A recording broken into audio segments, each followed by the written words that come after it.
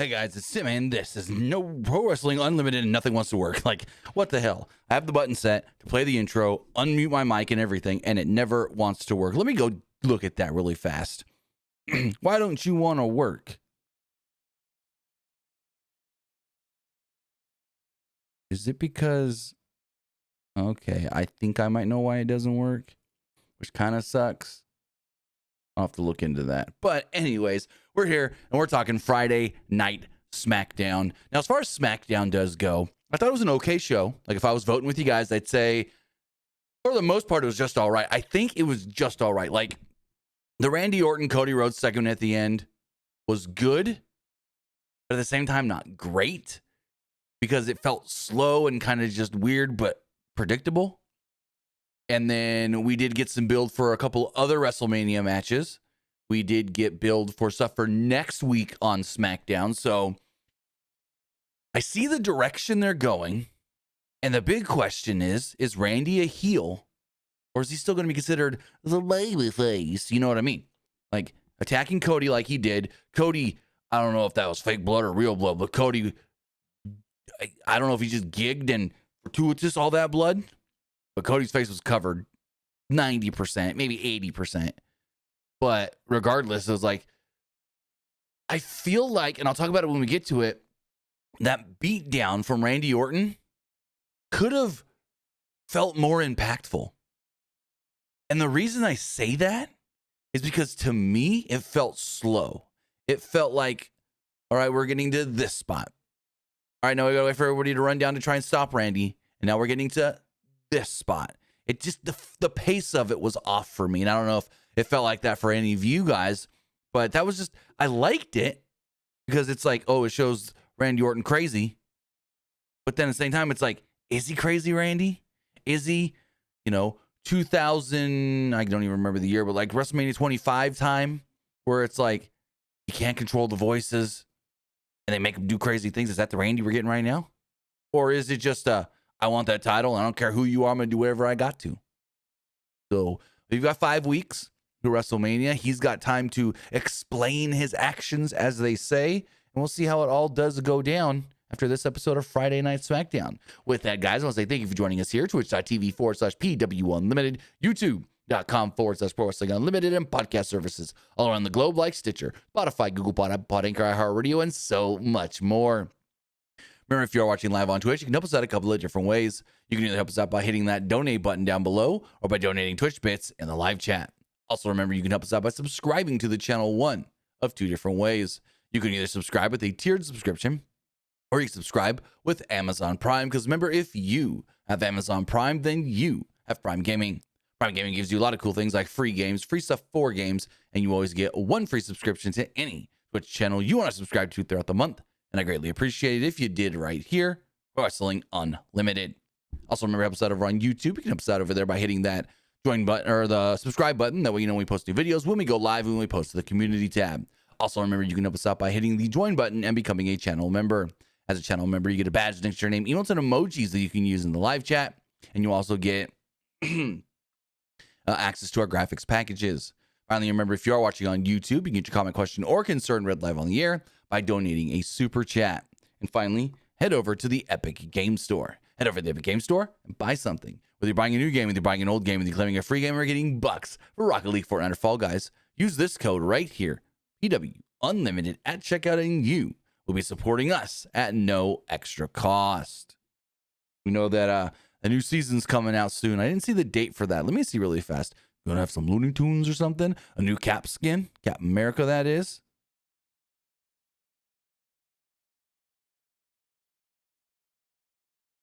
Let me see. Fortnite.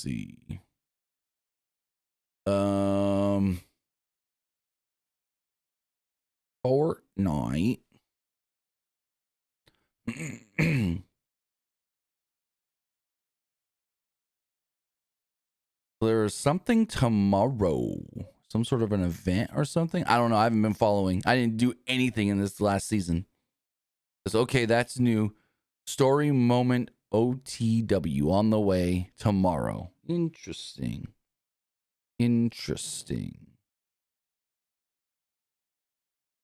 Also, if you haven't seen, Fortnite Save the World, starting April 16th, is going free to play. That should be fun. I've never done Free the World before, or Save the World, I mean. So that's the zombie mode, I want to say. That should be fun. I haven't played that. I know Banks does, so maybe we could jump on a stream with him and check it out. But with all of that, you have a big donation here from Esports Gaming Rules. He does state, quote, "Is Randy Orton now better than the now infamous John Cena heel turn that involved The Rock and Travis Scott? And we haven't seen The Rock since, but we've seen Travis Scott at WrestleMania 41 Vegas, but Travis Scott had a falling out with WWE TKO. Are you saying, is this Randy Orton heel turn better than the John Cena heel turn? I mean, for sure, I can't say actually. Most likely, yes, because we have seen what a heel Randy Orton can be. Amazing. With John Cena, we had never seen that version of John Cena go heel. We had seen Cena heel back when he first started in WWE, when he was the rapper Cena and he was heel, you know, right before WrestleMania 20, when he beat Big Show for the U.S. title. That's kind of when he turned babyface, was when he won the U.S. title from Big Show at WrestleMania 20, and then was off the races from there. He was really never a heel after that. He then, feuded with JBL in his cabinet leading into WrestleMania 21 the next year and got the WWE Championship, and then just boom, straight on, always a babyface. So the thing with Randy Orton, like I said, we've had decades of heel Randy Orton. Babyface, heel, babyface, heel. He switched a lot, kind of like the Big Show. Anyways, and so we know that a heel Randy Orton sometimes, potentially, could be better than a babyface Randy Orton. So I'm excited to see where this is going, if it is a full-on heel turn. But if you did not see Cody on the Chris Van Vliet Insight podcast, he said no matter what we do leading up to this match, I'm fully aware that there's a chance I get booed over Randy at WrestleMania. He said, and I'm fine with that, just like I was last year being booed for Cena. So even if they turn Randy heel, they could still boo Cody at WrestleMania and he'd be fine with it. He'd be fine with it. So we'll see how that all does go. But speaking of WrestleMania, we got 2 matches teased tonight for WrestleMania. Now, there had been a rumor, and they basically set it up tonight. Julia defending the United States Championship against Tiffany Stratton. And then the other one that was teased tonight, it looks like it's going to be at least a 3-way for the women's tag team titles. It's going to be the Irresistible Forces defending against Alexa and Charlotte and the Bella Twins, who have done absolutely nothing to earn a title shot. Nick Aldis, fuck off. They literally said, Nick gave us the shot. Just gave it to him. What have they done to earn it? Oh, nothing. Nothing. Like, Brie came back at the Rumble, had like one other appearance, and that was it. And all of a sudden, they're #1 contenders without doing shit. This is a fucking AEW move if I ever seen one. AEW gives guys title shots all the time that don't even deserve it or earn it. And that's what they're doing here. But I think it's all to lead to a 3-way at WrestleMania. Maybe they add a Raw team and make it a 4-way. I don't know. But I don't know what that Raw team would be.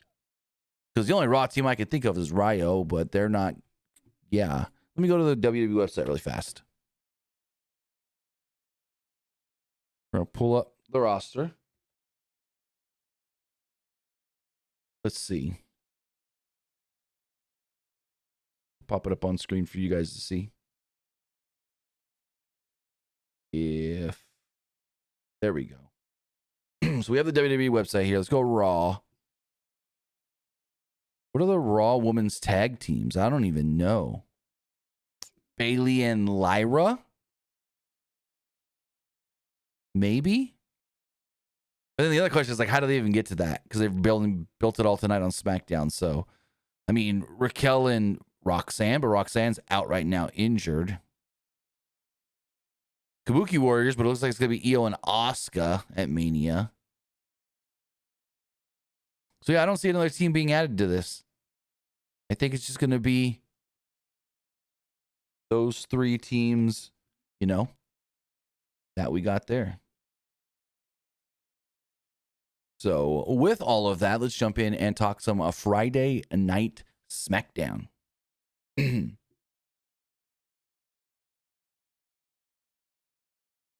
As far as SmackDown does go, they were in Phoenix, Arizona.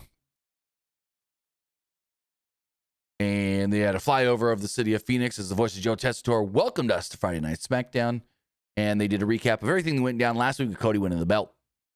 We then see a number of people entering the building. Cody Rhodes, Drew McIntyre. They showed Cody chatting with Jelly Roll, as well as Randy Orton walking backstage. Speaking of these intros here, Cody said these are actually he didn't use, how did he explain it? Like, he didn't use the word litmus test, but it's basically what he said. Because he says he likes when they do these walk-ins, because then they can gauge what the fans are going to do for certain wrestlers.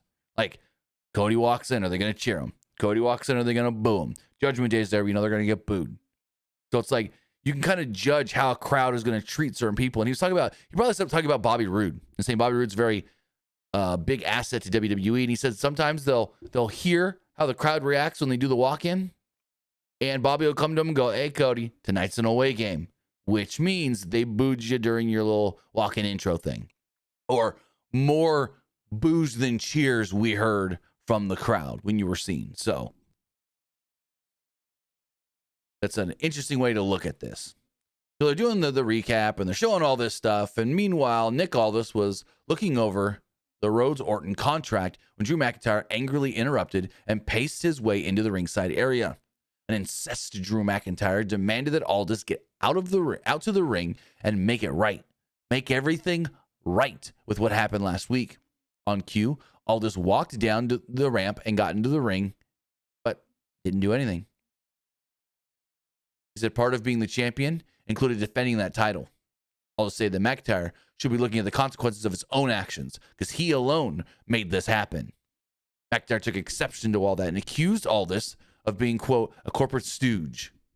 So Aldis went right for the jugular and said maybe the reason why McIntyre kept screwing Rhodes was because he knew that if it was a fair shot one-on-one, Cody would beat him. And what happened? Cody beat him.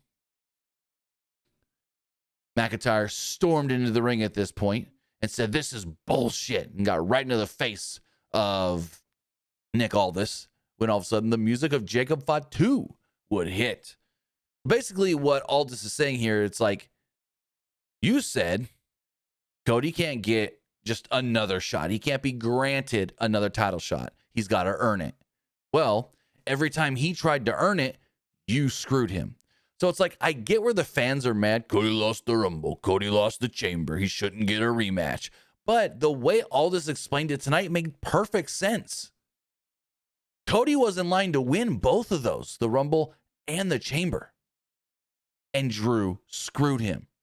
If Drew wouldn't have got involved like he wasn't supposed to, there's a good chance Cody would have just earned the title shot in storyline. So that's kind of where Nick Aldis is coming from with just giving Cody the shot last week. That he saw Cody on the precipice of winning two matches to earn a title shot. And both times, Drew came out and screwed him. Fatu comes down to the ring and just immediately, yada mean. He said that there's nothing to fix because McIntyre wouldn't even be champion if it wasn't for him. He helped Drew win that title inadvertently. He said in his eyes, Fatu stated that he fixed the situation because McIntyre is no longer champion. He said this wasn't about Aldis or Cody. So McIntyre kept blaming everybody else. Fatu said to keep it 100, and he declared that he wants Drew and he's going to beat his ass. He said, so what are you going to do about it? Apparently, fed up with all that, McIntyre said, I quit WWE, and just left. Just walked out. And I'm like, okay, that's an interesting way to go with this. That's a very interesting route to go. We know he's not quitting for real, but the storyline of how long is he going to be quit for? An hour and a half. Kind of wish they would have at least played it out to like next week where you really think Drew's gone. So I don't know. So let's call in the MFTs, discuss strategy for their tag team match later. They set up Tala Tonga. They want Tala Tonga to fight Uncle Howdy and Eric Rowan. Sokoa once again asked Tama Tonga to keep watch of the Wyatt's lantern. And they're kind of just whatever. Jacob Fatu was angry backstage to Nick Aldis for Drew quitting. And Trick Williams came up and said, hey, You know, you need to just quit all your complaining and all that. And he said a couple other things. Sound like, again, a 70s pimp. And basically, he said, this is my show. I should be getting opportunities, and you don't need to be taking up my time. And so he like dissed Jacob to the point where he kind of made it seem like I could beat you anytime, anywhere. So then Nick Aldis is like, okay, how about tonight? You fight Jacob Fatu. And Trick's like, oh, no, that's not what I was asking for.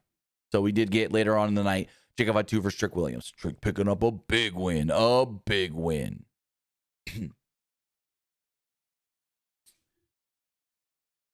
So then we had a tag team match, non-title. It was Uncle Howdy and Eric Rowan against Solo Sikoa and Tala Tonga. Not much to this match, though. I was kind of bored throughout it for the most part. So Tala Tonga and Rowan got things going with a big man battle as they traded shoulder blocks. Tala struck Rowan in the face as he hit him with a headbutt and forced him into his team's corner. Sikoa then tagged in and taunted Rowan, who responded with a shoulder block and knocked down Solo Sikoa. They keep going for a little bit. Howdy gets in, and they're fighting and whatnot until we go to a commercial break. When we come back from the break, Tala was the legal man, maintaining control over Uncle Howdy with a running splash to the corner. He followed this up with Samoan drop. Howdy, though, kicked out of a pin attempted 2. Howdy then reversed a back suplex with I think it was with the Sister Abigail. I didn't write that down, but I think it was with the Sister Abigail. Both men were down, and then the two men tried to tag in their partners. Rowan then went on the attack. Excuse me. Against Tala Tonga with a running elbow that knocked him down. Rowan then headed for the middle turnbuckle for a diving attack for a near fall. Tala Tonga was down and out. Rowan lifted him up on his shoulders with Sikoa blind tagged, which allowed Tala to escape and hit Rowan with a clothesline. As we keep going down in this match, Rowan at one point broke up a pin as he and Tala Tonga took each other out of ringside. Things then erupted at ringside as the Wyatts and the MFTs all started to brawl. Sikoa exited the ring and took out Dexter Lumis and Joe Gacy with Samoan spikes. As Sikoa was re-entering the ring, he had Howdy at his mercy for the spike, but Nikki Cross grabbed the Wyatt lantern, which got Solo's attention. This then opened him up for Sister Abigail, and he got pinned. Uncle Howdy pinned Solo. 1, 2, 3. So, okay. Yeah. I was not invested in any of this, and this kind of bored me, if I'm going to be honest. Afterwards, Howdy held the lantern in his hands. He was then hit from behind by a not-so-hidden blade. The cutthroat from Tama Tonga, and the MFTs retreated with the lantern. Dumb. Like, they keep getting this lantern back only to lose it again moments later. Meh. I'm not a fan of any of this. Keanu James and Julia had some harsh words for Tiffany Stratton backstage. Keanu James will be taking on Tiffany Stratton tonight. Then we had Jade Cargill versus Michin. Oof. Nothing against Michin, but she really... Jade's not good, but I felt like Michin maybe could have got a little better of a match out of her. You know what I mean? Michin attacked Cargill from behind in the ring as she struck her with kicks and strikes before the match actually properly began. The bell rang and Michin continued her assault on Jade with a diving Hurricane Rana that sent the women's champion out of the ring. Michin then kept the offense going with a suicide dive, but things changed and the two got back into the ring as Cargill hit Michin with a pump kick. After a commercial break, Cargill hit Michin with a spine buster for a near fall. Cargill tried to go for a choke slam, but Michin tried an escape. Cargill then had her in a position for the Jaded, but again, couldn't pull the trigger after Michin countered it. There was a tornado DDT from Michin that almost got the victory. Michin then maintained her edge with a modified sliced bread, followed by an eat defeat. However, Cargill rolled out of the ring and avoided eating a pin. Michin then attempted a rolling senton. Cargill dodged it, hit her with the powerbomb onto the timekeeper's barricade. They went back in the ring. Jade then grabbed Michin, licked her face, and chokeslammed her. 1, 2, 3. Not the Jaded, which confused me, but okay. Like she hit her with a choke slam, and I'm like, oh, one final kick out? No. Jade wins with a choke slam of all things, not the Jaded, which is very, very weird.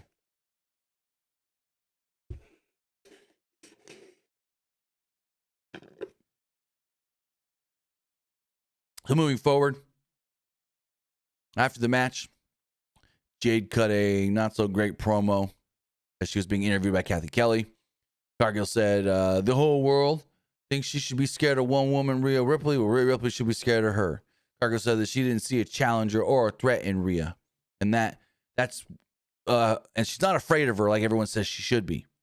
Cargill then promised to beat Ripley at WrestleMania. This then brought out the aforementioned Rhea Ripley. However, the women's world champion thought better of it and backed out of the ring. Who took the mic of her own. Ripley said that Cargill wasn't an icon of female empowerment, and that WrestleMania, Cargill will be her bitch instead of the bitch. Cool. Again, another match that I'm not really interested in for Mania. I mean, we'll see how it goes, but it's like Rhea gonna have to put her working boots on. Rhea gonna really have to put her working boots on to get a good match out of Jade here. We'll see. We will see. We go backstage. Cody Rhodes was chatting with Nick Aldis to say, hey, what's going on with the Drew situation? And Aldis is like, we're figuring that out, but you got to worry about something else, this contract signing. And he's like, you got a contract signing with Randy Orton coming up. We'll take care of that later on. And then Sami Zayn shows up. Sami Zayn said after Nick Aldis left that he didn't want to make this a thing, but he just wanted to congratulate Rhodes for his win in the Elimination Chamber and winning the title, or not in the Elimination Chamber, winning the title after Elimination Chamber. The WWE champion was short with Sami and asked, what is it you really want? And if the thing he wanted was a shot at the title. Zayn said that he only talked with Randy Orton the way he does because he looks up to him. And I don't really look up to you, Cody. I just see you as a friend. Basically, what he's saying is, not that he doesn't respect Cody. It's more of, I see Randy as a veteran I can go to for advice that can really help me in my career. I just see you as a bud. Yeah, you may have some advice sometimes, but Randy's the one with the more knowledge, the more seasoned vet, I guess you would say.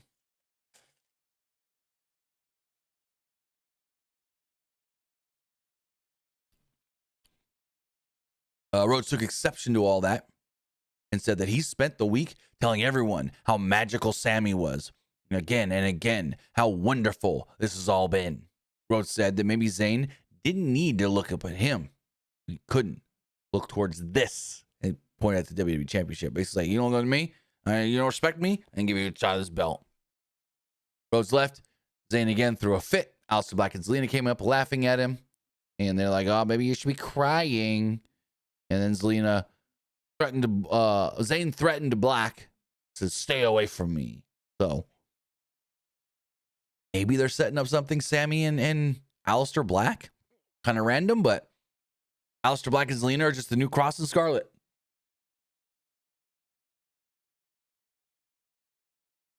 So backstage, Michin was nursing her wounds with some ice with B-Fab. Rhea tried to chat her up and say, hey, good try out there. I'll take care of Jade at WrestleMania. And then Michin says, hey, if Jade didn't injure me, it might not be you at WrestleMania. It may have been me in those matches getting a shot, winning, and going to WrestleMania, basically is what she said. So she's like, you better be thankful that Jade injured me, so I couldn't be in the Rumble, so I couldn't be in the Chamber. And I'm thinking, yeah, Rhea probably still would have won. Yeah, don't know. And like, Michin gets all mad at Rhea. B-Fab's like, come on, fam, let's go over here and get. I can't even do it.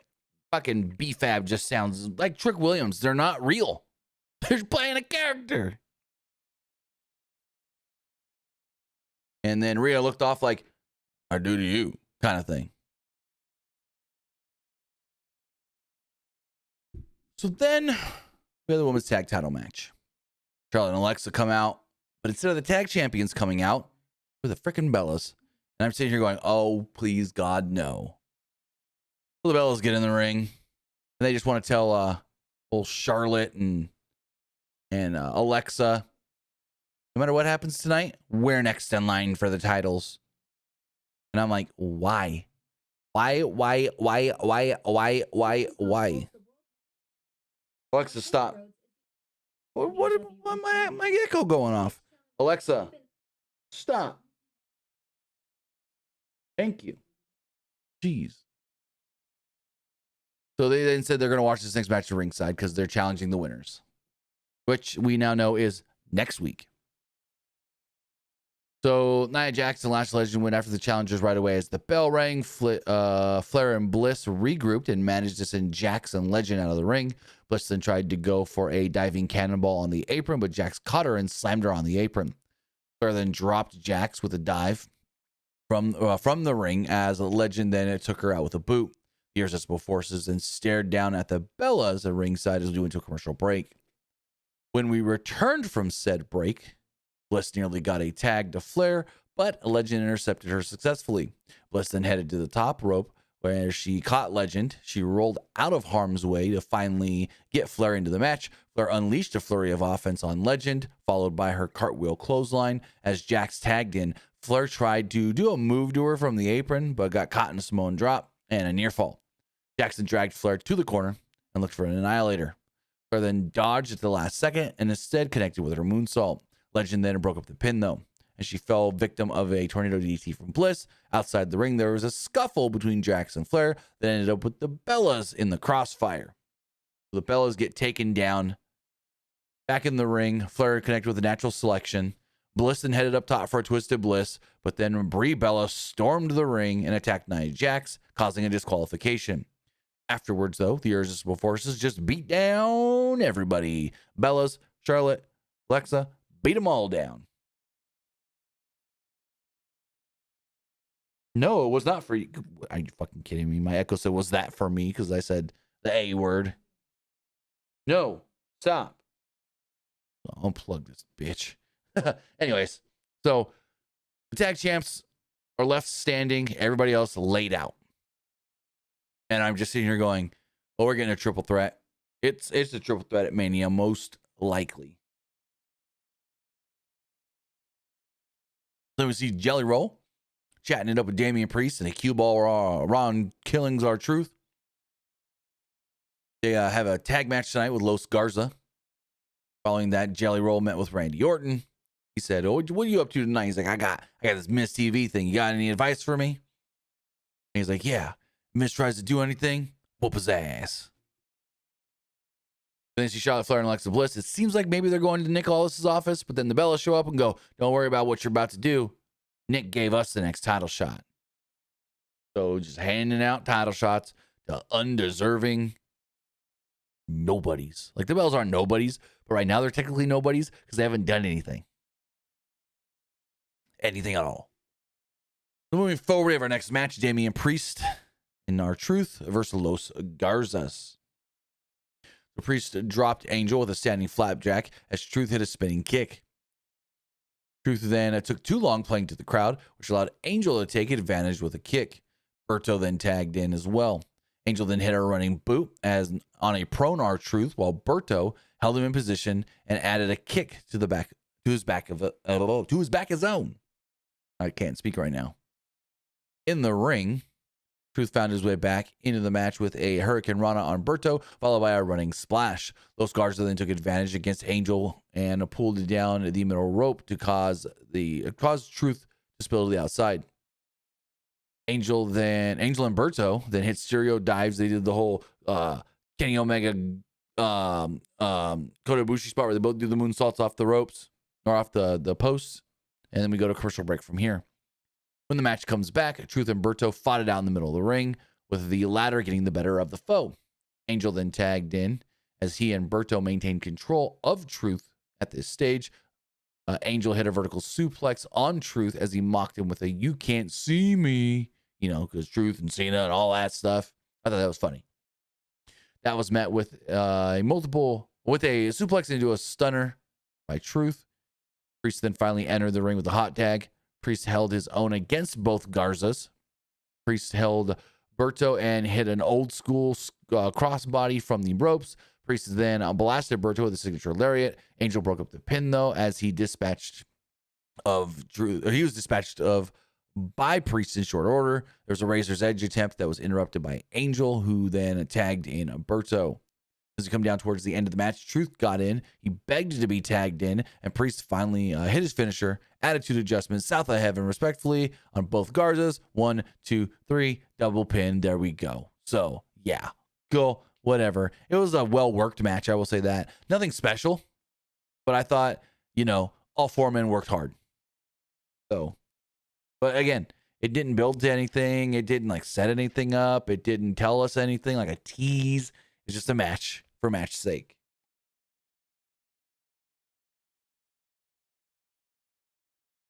So Shelly's backstage. Here's with Johnny and Candice. He's like, Johnny, you got to be the real Johnny. Wake up. Get motivated again. Sami comes up and goes, what are you doing? He's like, hey, Chris, you ready to get back to Motor City Machine Gun stuff? And he's like, yeah, but are you? You're over here worried about this guy. Why are you worried about him and not us? And he was not happy about all this. He said, that's the man that cost us the tag titles. So Sami then told Shelly to go get them a match next week. And he said he did against Fraxium. So they said we're getting Fraxium versus Motor City Machine Guns next week. But then when they did the rundown of matches for next week or just anything, it was Kit Wilson calls out Jelly Roll, women's tag titles. So I don't know if this match is actually happening next week or not.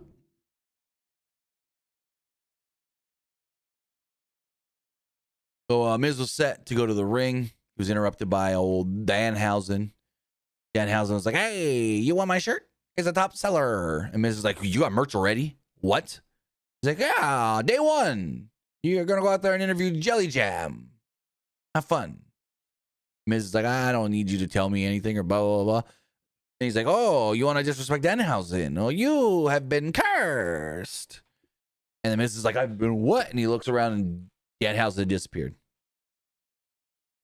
Cool. At least they're finding stuff for him to do. He doesn't have to wrestle. He's just going to be a menace. I guess you would say a menace. Not quite Dennis, but they both start with a D.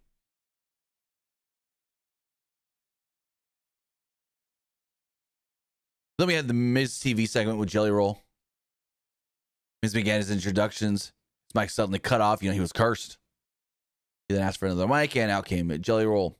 Joe stated that there was no way he was going to miss his boys, Randy Orton and Cody Rhodes, in their WrestleMania contract signing tonight in one of his favorite cities, Phoenix, Arizona. And my question is, other than Phoenix Raceway, what is there to do in Phoenix? I've never been to Phoenix. I've driven through Phoenix a couple times, but I've never stopped in Phoenix or actually looked at what there's to do there.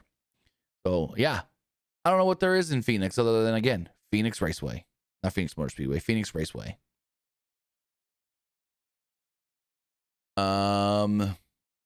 Miz interrupted Jelly Roll and tried to convince Jelly Roll to take him on as a mentor. He said, hey, you got potential and I can teach you a lot of things. And he's just like, no, we're good.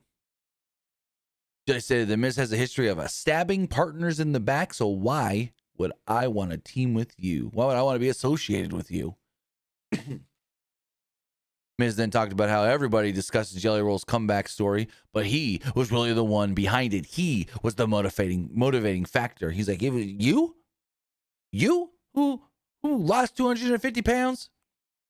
And Miz is like, I'm the one that had to help you up at SummerSlam a couple years back when you couldn't get back up on your feet. He's like, you tell that story of the men that had to help you up, and I was that man. Jelly Roll then said, Miz, be disgusted for trying to take credit. He ain't the one out there doing the work. He ain't the one running the miles. He ain't the one doing all of that. And he'd whoop his ass, fat or skinny. Before things could really escalate, though, Kit Wilson would come out, and I'm just like, what are we doing? I'm not a fan of the Kit Wilson. I don't get it. Wilson said that the problem wasn't Miz's mentoring. The problem was Jelly Roll himself. Jelly talked about how everyone secretly liked Wilson as he showed off his dance moves to him. Kit was upset about being suddenly mocked by Jelly Roll and that losing weight doesn't make him a hero. It makes him nothing more than fat phobic. I'm like, oh, that's a word? He then called Jelly Roll toxic. Wilson then shoved Jelly as things began to escalate. Jelly then punched him, but Wilson went for a punch, but Wilson dodged and hit the Miz instead. Kind of rough, I will say. It was a rough segment. It wasn't all that great.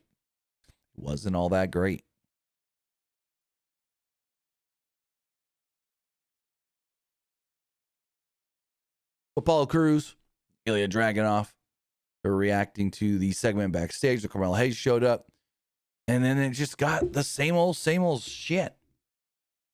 Dragunov, I want you to fight me for the title. Take my open challenge. I want to give it to you. Are you doubtful that you can beat me? And it's just on and on and on. Hayes then asked him to lock in unless there was something that he didn't want. Dragunov said that he couldn't fight Hayes right now because, well, he's fighting himself. I don't get it. I mean, I get it, but I don't get it. Like, what's the end game here? Dragunov going to turn heel and beat the shit out of Melo? Get that title back? Tiffany Stratton next up was addressing Kiana James and Julia. Chelsea Green then rolled up, but got promptly pushed away in her wheelchair. Stratton was on her way to the ring for her match with Kiana James. In the back, Kit Wilson was with the Miz. He got to Nick Aldis. He said he's going to go to Nick Aldis and see if he can get a match with Jelly Roll. Danhausen then appeared and asked Miz, Jimmy Jam, knock your teeth out. Can I have him? And then Danhausen reminded Miz, there's only one way to reverse the curse. And then he vanished, just disappeared. Chat, what's the way to reverse the curse? I don't know. How do you reverse Danhausen's curse? I have no clue. There's only one way to reverse the curse. And Miz is like, where'd you go? So, the Danhausen stuff's been fine.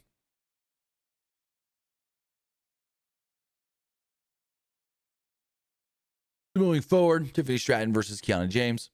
Stratton and James started off with a bit of chain wrestling before the latter used her agility to get ahead of things with their early pin attempt. At one point, they were fighting up on the apron when James hit a deal breaker on Stratton, which allowed her to gain the advantage as she threw Stratton into the barricade. We went to a commercial break after this. Back from the break, Chelsea Green and Alba Fire had appeared at ringside. James at one point escaped a move from Stratton as she countered the Alabama Slam into a driver of her own of sorts, I guess you would say. At one point, Stratton tried to go for the prettiest moonsault ever, the PME. So Julia pulled James out of the ring. Stratton then hit a dive on both of them on the outside. In the midst of all the chaos, with even Chelsea Green trying to get involved and whatnot, Tiffany Stratton stopped her. Julia got away. And at the end of all of this, Stratton avoided a big boot from James. She hit Julia instead. And then fell onto Alba Fire and Chelsea Green back in the ring. Storm finished off James with a rolling senton and a PME to pick up the victory. So there we go. Fine match. They worked well together, and we know it's building up more than likely to a Tiffany challenging Julia for the Women's U.S. title.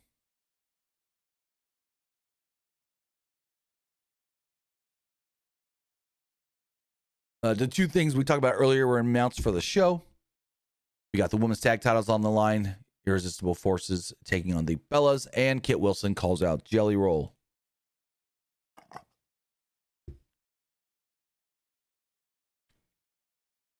Then we had Jacob Fatu and Trick Williams. Fatu and Williams locked up early, traded some strikes in the corner. Williams held momentum with chops to Fatu's chest as he then athletically avoided a running strike in the corner. Fatu seemed to strengthen up with some headbutts to the top turnbuckle to spring himself into action with an elbow on Williams and then struck him with a headbutt in the corner. Williams at one point tried to fight back with a neck breaker. Fatu withstood the damage and then went after him with a clothesline and an acrobatic moonsault. Fatu then clotheslined Williams out of the ring, and we went to a commercial break. When the match returned from break, and my eye won't stop watering all of a sudden, Fatu dropped Williams with a jump up whisper in the wind for a 2. Williams then recovered and hit a spinning pump kick on Fatu, followed by a jumping neck breaker for another 2 count. Williams then beckoned Fatu to get him up and missed the axe kick. He then made a mistake with the flapjack, and they kept on going for a little while. There was a Uranagi, and Fatu kicked out of a pin attempt. Williams then stalked Fatu, tried to go for the knee, the trick knee, but ended up in a Papa Simone drop instead. Fatu then hit a running hip attack in the corner as he headed up top with Swanton for a 2. Excuse me. Fatu then looked to be going for the kill, but Trick Williams rolled out of the ring. Meanwhile, outside of the ring was Drew. Drew McIntyre came back, even though this man quit like an hour and a half ago. He attacked Jacob Fatu, which then led to Trick taking advantage, hitting the trick shot, and picking up the win. 1, 2, 3. So a big win. Big win for Trick Williams here. I don't know where it's leading. Like, I don't know what they're doing with Trick at Mania. Maybe Sami, because they teased that earlier that I forgot to mention. I don't know what they're doing with Trick Williams right now. Kind of just like, hey, you're going to work with all these really good guys to hopefully make you better. I'm not saying Trick Trick's bad or anything, but he's still got some improving to do. But overall, I enjoyed the match until the crap finish.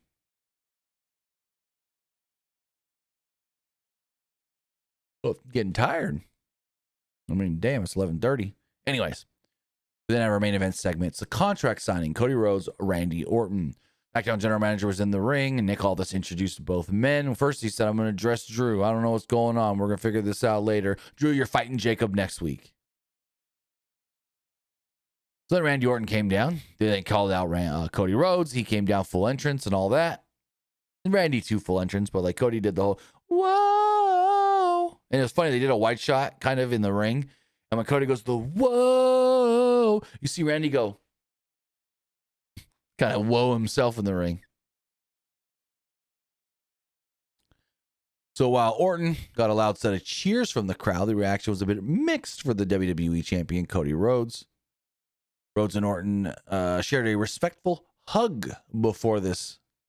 Well, I respect throwing the fuck out the door. Before the contract signing began, Cody said, quote, Phoenix, sounds like we know what you want to talk about. Rhodes says that he recounted his beginnings with Randy Orton all the way back in 2007. First match he ever had on WWE television was with Randy Orton. Talked about how Orton went on to become a WrestleMania main eventer and then left. And then he left. And once he returned, his brother didn't come with him. There's no Codyverse here. There's nobody on his side. It's Cody versus everybody. But Orton was there for him, even if just a little bit. Rhodes says that he wasn't Orton's brother or son, but he always would be proud to be Randy's boy. He signs the contract. Randy then grabs the pen in the contract and takes a look at it and then doesn't sign for a second. He didn't seem to know how to react to what Cody just said. He didn't think that Rhodes understood how much Orton needs this, how much Orton needs number 15. McIntyre he said, this was supposed to be so easy. Drew was supposed to be the champion. I was just going to fight Drew and it was going to be no problem. And he gets up and he starts pacing around and Cody's trying to calm him down and everything. And Cody interrupts Orton and says that he knew what he was going through and then he wants the best version of Randy Orton. He thinks that's what he's going to get at WrestleMania. He said after the main event, when the last bell rings, Rhodes says that he would always love Randy. And I'm pretty sure it's the night one main event. They basically said that on their website without fully saying it. So the two kind of shared a hug. Orton then grabbed Cody by the head and bashed him off the table. He then looked, and kicked him in the balls. Fans kind of cheered it. Commentary, what the hell? Orton then busted Cody wide open with the steel steps right in the face. He then pushed Nick Aldis at one point. With the announce table kind of cleared off, Orton then went on the attack some more. Orton then lined up Rhodes' head against the bottom of the steel steps. And Cody was just kind of laying there on the steps. I'm dead. I'm dead. Blood all down his face. I'm dead. Got all these guys checking on him. Randy comes back. He shoves Jelly Roll. I'm like, oh, okay. He was trying to just calm Randy down. Orton then backs away. Everybody checks on a bloody Cody when Orton then comes back with a steel chair and smashes Cody's head, basically sandwiching him between the cube and the steel steps.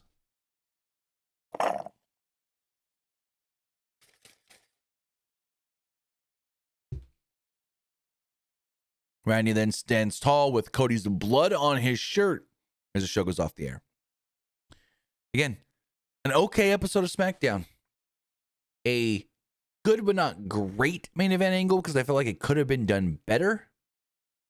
And then just a bunch of stuff on the show. So, honestly, if you missed it, you didn't miss much. Go back and watch the final segment, the main event segment, Cody, Randy. It's all you really need to see on this show. That's really it.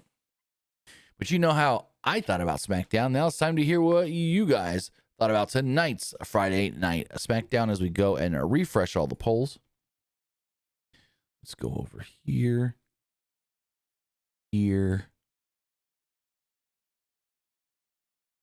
And here. As far as the Threads poll does go, it's kind of split. 46% liked it. 46% thought it was just all right. No, 8% didn't like it. Looking at the community, no, I did not do a Twitter poll? You did not get a Twitter poll up. Well, I thought I did. I must not have clicked post. Let's go to community poll. 81% liked the show. 9% thought it was just all right. 9% didn't like it. And finally, the live poll. 84% liked the show. 9% thought it was just all right. And 7% didn't like it. So yeah, a run-of-the-mill average episode of Friday Night SmackDown. With that, guys, I want to say thank you for joining us here at twitch.tv/PWU Unlimited, youtube.com/Pro Wrestling Unlimited, and podcast services all around the globe like Stitcher, Spotify, Google Pod, Apple Pod, Anchor, iHeartRadio, and so much more. As far as this weekend does go, I'm going to be out of town. I'm going to be in Dallas, Texas, Arlington to be more specific, for the IndyCar race around AT&T Stadium and Globe Life Field. With that, because that race is on Sunday and that's 4 hours away, I am not going to be able to most likely do the Revolution stream. There's a slight chance because, well, while I'm driving, I'll have it on. Like I place my phone up on the little thing and I can watch things. I don't watch things while I'm driving, really. It's more at stop signs, but I'm listening. So I'll be listening to the entire show, or at least most of the show. Don't know if I'll be able to do a review or not. We'll have to wait and see. Maybe we just, when we do the Raw review on Monday with Luke, I give you my thoughts on the show. Because I don't know what time I'm going to be back. Hey, if we just leave right after the race at like 2:30, I could be back in time. But I'm not going to give you guys a definite, hey, we're doing the AEW review for sure, and then not do it and be like, hey, I false advertised. So I'm going to just be upfront with you guys and say that it's I say 98% chance we don't do a Revolution review this weekend, unfortunately. I mean, why does it got to be on Sunday? Oh, I wouldn't be home Saturday anyways, but still. With all of that, have a great weekend, guys, and we'll see you next time. Have a good one.